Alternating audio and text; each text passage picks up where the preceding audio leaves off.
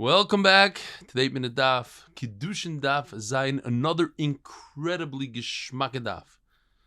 A bunch of memories from Rava. Rava says that when you give a pruta to a woman, it doesn't necessarily have to be that the chassan gives the kala a pruta.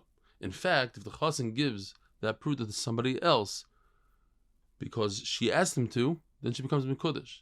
Another halacha, that the chassan himself doesn't have to give. It could be the chassan's friend that gives. And therefore, if you take these two halachas, we come up with incredible halacha. So the first halacha is tein mana leploini. The woman tells the chassan, give this money to somebody else. The woman doesn't have to receive, she becomes mekudesh. This we learn from a na'arev, a guarantor. A guarantor, he could be mechayiv himself even though he didn't receive anything. Another halacha, if the shliach of the chassan gives a pruta, his own pruta to the woman, in other words, nothing came out of the chassan's pocket, she's also mekudesh. That we learn from an eved. Eved could go free even though he didn't give anything. Now, if we take these two halachas and put them together, so we have like this. If a person says, tein mana leploini, the woman says, you give a money to the chassan, and I will become mekudesh to the chassan. So she didn't receive anything, the chassan didn't come out of pocket anything, and if you mitzvah these two things, the din of the arv, din of the eved, she's mekudesh. An adam chashav, a very important person who typically doesn't receive gifts, he could be mekadesh a woman by receiving something from the woman, because with that hana that he accepted the gift from her, she's mekudesh, because she was willing to pay somebody a pruta to convince him to accept it. There's a halacha of agav. Agav means that if you purchase real estate, and on the piece of real estate there's metaltalin, movable objects, since you made a kinyan on the real estate, you're kind of the other objects agav. But it doesn't work in the reverse. If you purchase movable objects and there's karka, you're not kind of the karka or isha. If a person says, you should become mekudesh to half of me, half of the man, it's mekudesh. She's a good Kiddushin. Why? Because what he's saying is, I'm leaving room for me to marry another woman.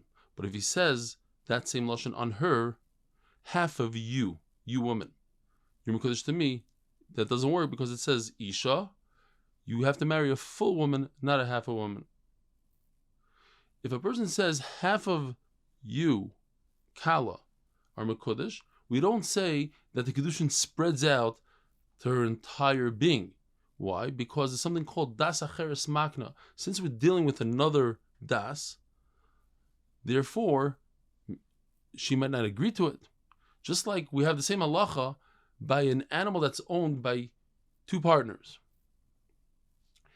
And one of them goes ahead and is mekadesh, is magdish his half, and then he repurchases the other half from his friend, from the partner, and he's magdish the other half. The kedusha is not nispashet to the point that we see from here three things. We see the concept of dichu, rejection from the mizbeach. Once an animal, even a live animal, is rejected, even for a moment, even though later on he repurchased the other half and tried to be magdish that other half, it's rejected from the mizbeach. He can never be makriv with that carbon. We also see that the rejection can start all the way in the beginning. It doesn't have to be nira v'nitcha. It doesn't have to be a situation where the animal could be for the mizbeach and then it was rejected, even if you started all the way in the beginning. And also, you see from here, when there's rejection on the monetary value of the animal, kedushas damim, it doesn't necessarily have to be kedushas haguf. The Gemara brings a number of sveikas, things that we don't know, and we remain with a suffix. If a person is magdish a woman for half, and we're talking about halves here, and the Gemara remains in suffix, so in other words, one suffix is 2 halves of a woman with 1 pruta. Does that work? Or what if a person tells another person, I'm mekadesh your 2 daughters, I'm a shliach for my 2 adult sons, g'daylim, they want to be mekadesh your 2 minor daughters. But we have one individual giving the pruta, one individual receiving the pruta. Is that enough to be mekadesh two girls? Now, what if a person says, I want to be mekadesh your daughter and a cow, your daughter and a field with one pruta? Do we say that the entire pruta goes to the daughter and the field, kind of kesef, b'chazaka, whatever?